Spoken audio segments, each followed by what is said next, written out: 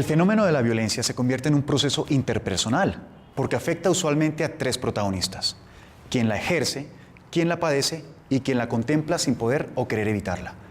El maltrato escolar entre pares muchas veces pasa inadvertido por los profesores, provocando serias repercusiones en la conducta de la víctima, como ansiedad, baja autoestima y bajo rendimiento académico. Bullying y convivencia escolar, en Vivir con Sentido.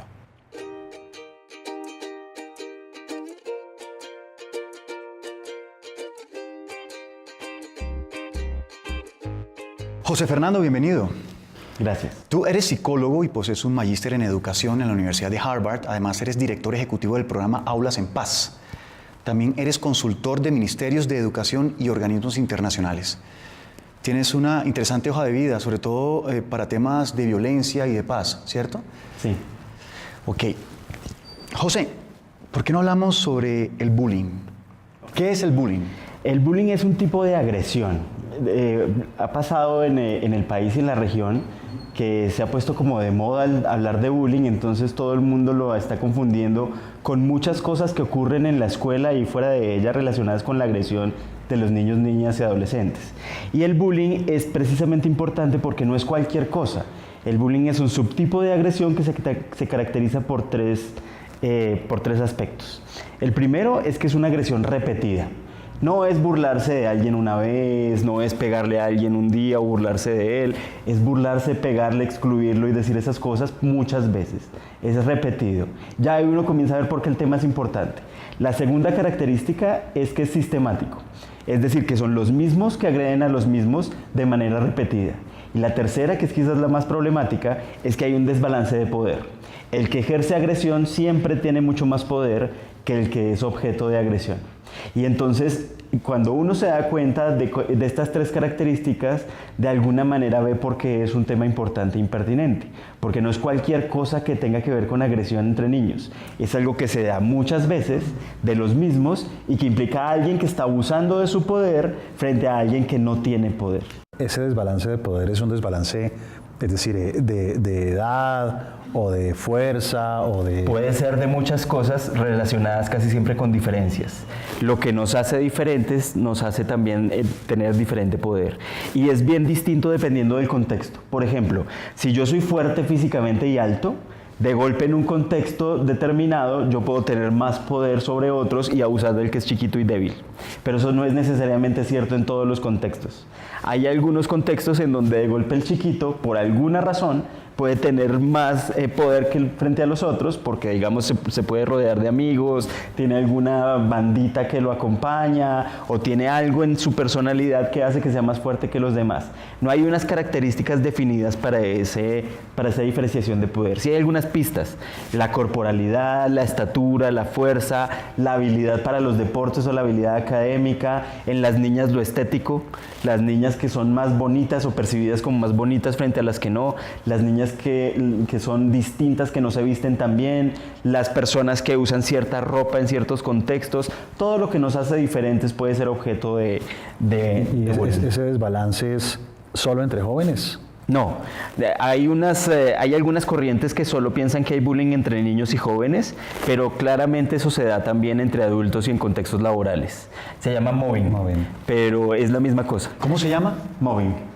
Tiene las mismas características del bullying, pero entre adultos. Entonces, ¿Y hay bullying entre alumnos y maestros, o maestros y alumnos? También puede haber desbalance de poder de maestro-alumno, pero también de alumno-maestro. Claro. Hemos visto, por ejemplo, colegios en donde hay alumnos que pertenecen a pandillas, en donde claramente esa pertenencia les da mucho más poder que sus profesores. Y profesores que salen atemorizados huyendo de alumnos que los amenazan. Bueno, eso pasa mucho en los colegios. Eso pasa mucho en los colegios. Las amenazas no son bullying en sí misma, ¿no? Tienen que estar las tres cosas. Tienen que ser repetitivo, sistemático y con el desbalance de poder. ¿Y qué consecuencias trae? Tiene consecuencias muy graves. Hay una cosa muy interesante en el bullying, y es que tenemos que desligarnos de la idea de que el bullying es problema del bully, que está agrediendo a alguien que no tiene poder. El bullying es un fenómeno mucho más sistemático. El bullying configura un triángulo en donde está el que agrede, el que está siendo agredido y todos los que están observando, que son claves para prevenirlo y para manejarlo. Y las consecuencias del bullying van a los tres tipos de actores: el que ejerce la agresión, tiene graves consecuencias en términos de que puede aprender, que con la agresión obtiene lo que quiere, deslegitimar, más bien legitimar la agresión como un medio adecuado para obtener lo que se busca, quitarle gravedad al tema, desensibilizarse y no conectarse emocionalmente con la víctima. La víctima obviamente está en riesgos de pasarla mal, hay riesgos de depresión, puede haber ideación suicida y actos suicidas, hay riesgo de bajo rendimiento académico y en el mejor de los casos es alguien que le está pasando muy mal, que no quiere ir al colegio, que tiene miedo.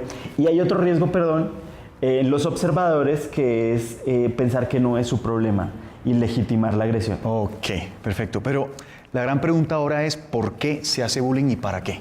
Pero eso lo vamos a tratar cuando volvamos del corte, ¿vale? Ya volvemos.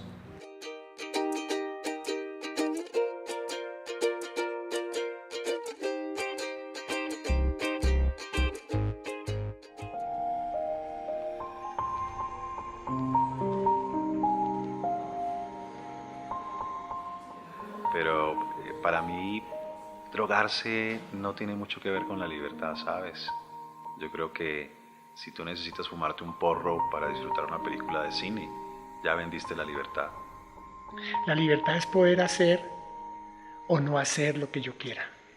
Que los seres humanos estamos condenados a ser libres y siempre tenemos opciones. ¿Cuál podría ser la solución? Lo que yo les aconsejaría es que le encuentren el sentido de su vida, que encuentren esas razones para ser felices. Para que puedas vivir con plenitud y con libertad. En la medida en que podamos aceptarlo, recuperamos nuestro propio poder. Lo único que tienes que hacer es abrir tu corazón. Y entre todos, hacer cambios y encontrar un sentido de vida. Si creemos que el cambio es posible, lo vamos a lograr.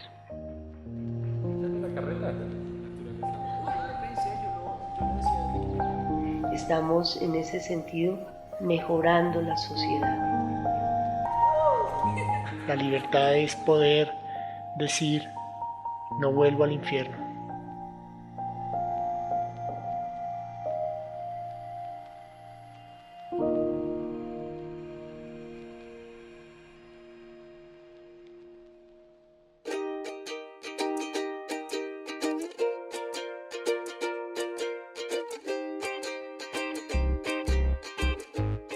José, volviendo a la pregunta anterior, ¿por qué se hace bullying? Hay múltiples razones y digamos que casi siempre tiene que ver con que se configura un sistema en donde las personas que tienen más poder terminan abusando de otros. Esto de alguna manera termina siendo como natural. Si ustedes se acuerdan cuando ustedes estudiaban, uno fácilmente puede identificar a aquellas personas que estaban solas, que eran distintas, que no caían bien, que tenían ciertas características que generaban rechazo, y también uno puede identificar a aquellos que eran populares, que tenían amigos, que eran valorados, que tenían cierto prestigio. No necesariamente es que esos van a volverse bullies porque sí, pero esas diferencias casi siempre terminan configurando algún tipo de burla, de juego, de agresión que comienza como parece ser algo muy ingenuo, pero que termina teniendo unas consecuencias muy negativas en todos los que están involucrados, especialmente en la víctima. Yo tengo ahí un punto clave y es que hace unos años, 15 años, 20 años, o cuando éramos estudiantes, pues eso pasaba y pasaba de una manera grotesca, sí, pero no se hablaba de eso. No. Y no se veía así y no se consideraba y se permitió mucho daño.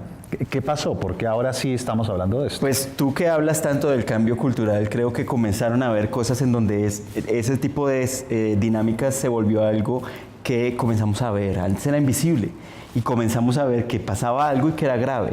Antes había muchas justificaciones frente al tema, como que los adultos y los mismos niños pensaban que así era el mundo y que entonces simplemente el que tiene poder abusa de los demás y punto, y entonces uno tiene que volverse o poderoso para que no abusen de uno o defenderse como bien pueda para defenderse como en una especie de ley del oeste. Pero de un momento para acá, por las investigaciones, hay mucha investigación europea que permeó Estados Unidos y que comenzó a hacer que el fenómeno tomara como una visibilidad que no tenía. Y comenzamos sobre todo a identificar impacto en las víctimas. Por ahí comenzó la cosa. Eso te iba a preguntar, José, porque Antes se veía lo que se vio, por ejemplo, en el 2014, en agosto del 2014, que un muchacho de 11 grados se tiró de un centro comercial aquí en Bogotá por discriminación, porque confesó que era homosexual. ¿Eso pasaba también antes? Sí, y digamos que pasan otras cosas. La mayoría de las masacres de gringas donde un muchacho con una escopeta y matan, tienen una historia de bullying asociada. No es porque todo el bullying vaya a promover eso, claro que no, pero sí es un factor de riesgo para que las personas, cuando ya no pueden más y tengan además cierto perfil, comiencen a tomar represalias de esa manera. Porque sigue siendo el tema ciego para muchos adultos. Es decir, yo una vez escuché a un psiquiatra de adolescentes muy famoso contando cómo a él le habían pegado y lo amarraban y su papá lo maltrataba y cómo en el colegio también, y que él no se había traumatizado, de que cuál era ese problema ahora del bullying. Y, claro, yo lo conozco y el tipo es un salvaje, grosero, pero dice que eso no, y muchos adultos dicen, a mí me pegaron y no me pasó nada. Claro. ¿Por qué se les hace invisible el tema a muchos adultos? En general yo siento que en Colombia y en Latinoamérica, pero especialmente en Colombia, tenemos una visión de la agresión un poco más laxa que en otros países por el contexto en el que vivimos. Como que nos hemos tenido que desensibilizar un poco también para sobrellevar todo lo que se nos viene encima cada vez que uno ve un noticiero y cada vez que uno convive en la calle con toda esta agresión que a veces uno vive. Y eso yo creo que crea ciertos mecanismos para que la gente crea que así es el mundo, que eso es legítimo y que no hay nada que hacer. Que es normal. Que es normal, exactamente. José, hablemos un poco de la historia del que hace bullying, o de la gente que hace bullying. Ese muchacho, joven, adolescente o niño que hace bullying, ¿tiene una historia en su casa, por ejemplo, o en su vida familiar? No necesariamente. Puede que sí, pero puede que no. Algunas veces han sido víctimas de bullying. Es muy usual que uno sea víctima de bullying, por ejemplo, en su curso y vaya a montársela a los de los cursos claro, de los niños más pequeños. Eso pasa, pero no es realmente común. Hay muchos perfiles construidos sobre los bullies, pero no hay un perfil único. Lo único que parece ser común a todos los tipos de bullies es que tienen una carencia de empatía. Son personas a las cuales le cuesta un poco más de trabajo conectarse emocionalmente con el sufrimiento de otros. Y entonces, por lo tanto, es mucho más fácil para ellos ejercer la agresión sin sentirse mal. ¿Y hay alguna relación? Yo trabajo mucho con adolescentes difíciles, con drogas, con suicidio, y yo podría decirte que la mitad de la gente que llega a nuestros tratamientos es gente que ha recibido bullying sí, y gente que hace bullying, ¿no? Pero no sé si existe una relación de vulnerabilidad entre haber recibido bullying y vulnerabilidad a las drogas, vulnerabilidad al suicidio. Yo creo que sí. De hecho, las personas que son víctimas y agresores al tiempo son los que tienen más vulnerabilidad. Tienen la doble vulnerabilidad porque tienen tanto los factores de riesgo que tiene el agresor como los que tiene la víctima. Los que solo agreden son menos vulnerables que los que agreden y reciben también agresión. Eso es muy interesante. Perfecto, bueno. ¿Qué hacer en casos de bullying? Ya volvemos.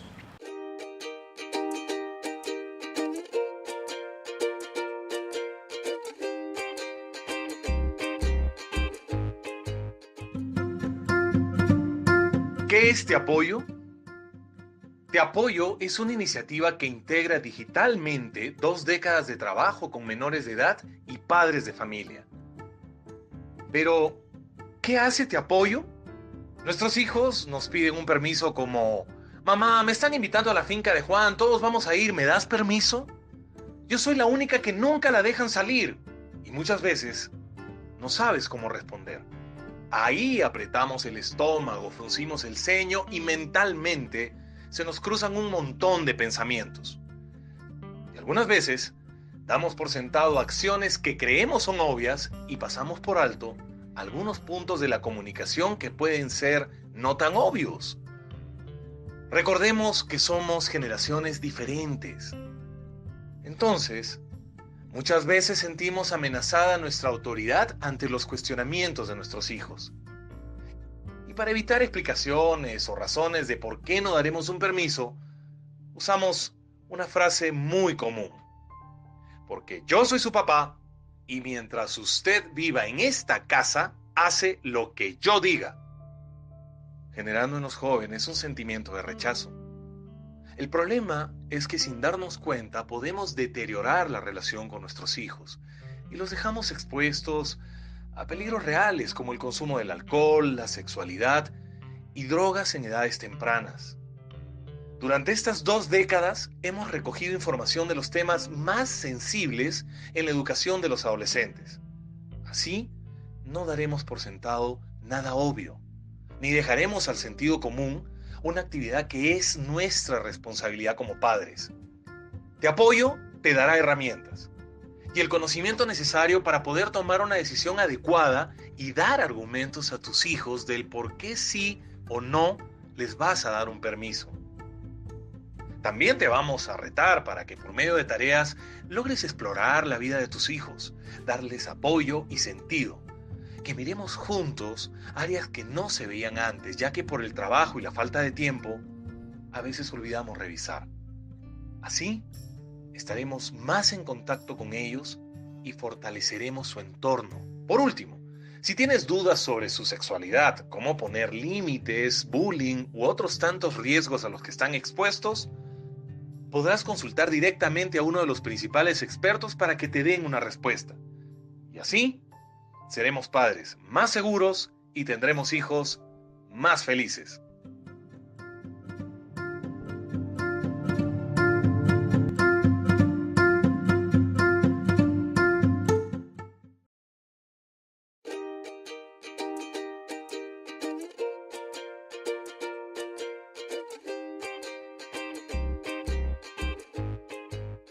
José, ¿qué hacer en casos de bullying? Pero antes de hablar de eso, es importante también aclarar que la violencia, o digamos esa agresión, no solamente la ejerce el victimario, la víctima, sino el que está viendo y no hace nada, ¿cierto?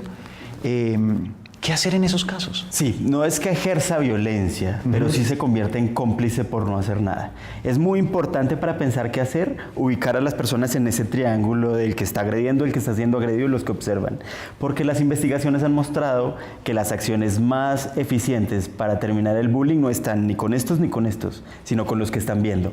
Porque el que está agrediendo tiene una motivación muy fuerte y tiene muy poca motivación para dejar de hacerlo. Está ganando poder, prestigio, seguramente hay un montón de gente que lo celebra, y el que está siendo agredido, como tiene un desbalance de poder tan fuerte, es una persona que usualmente está sola, no tiene quien lo defienda, ni siquiera se para a decir que no le gusta, termina muchas veces riéndose de las propias burlas, no pide ayuda, no tiene la fuerza necesaria para pedir ayuda. Entonces este no va a hacer mucho tampoco para salir de allí. Los que tienen la empatía que le falta a este y la asertividad que le falta a este son los que están viendo. Entonces, cuando los que están viendo se pillan que hay bullying y se paran y dicen cosas tan simples como, oiga, ¿sabe qué? Eso no es chistoso. Espichar a la gente contra los muros no es chistoso, por favor, no lo hagan más. Esos chistes aquí no me gustan, chistes homofóbicos, chistes racistas, chistes sexistas, por favor, no los hagan.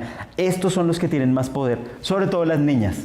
Las niñas tienen un poder gigante sobre la agresión en los niños. Hay unas investigaciones que muestran que la intervención asertiva de una niña, cuando hay un niño agrediendo, solamente con una cosa que le haga ver al niño que la niña lo desaprueba, eso termina la agresión más o menos en 10 segundos. Al revés no.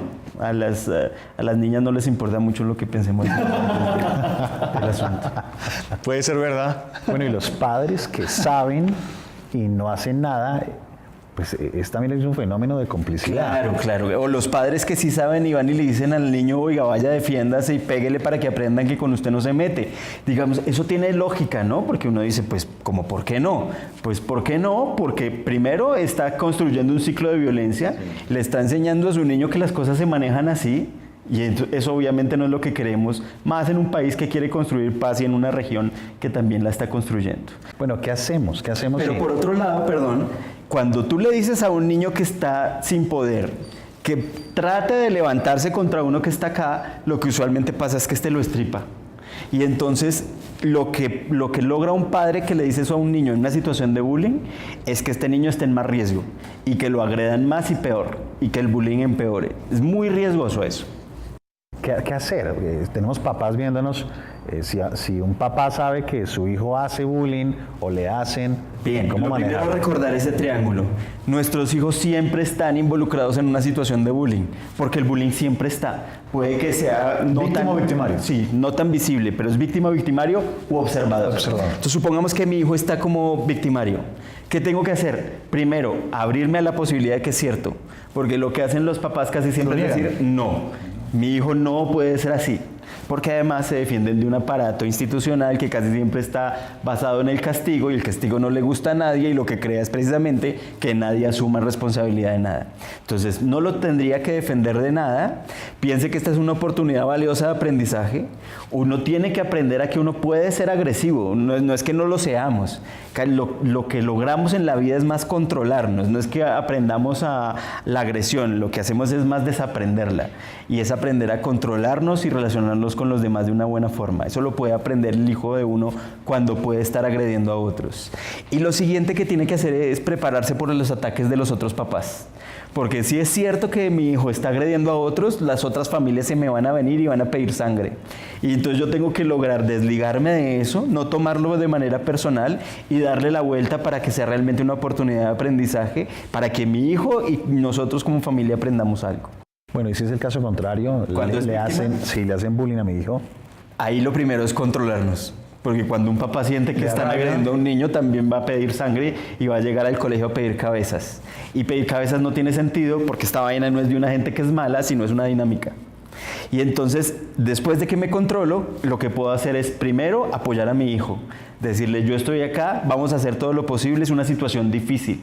Nunca regañarlo. Porque usualmente los papás con muy buenas intenciones y llevados por su preocupación terminan a veces regañando al pobre. ¿Por no defenderse o algo así? Sí, por bobo. Okay.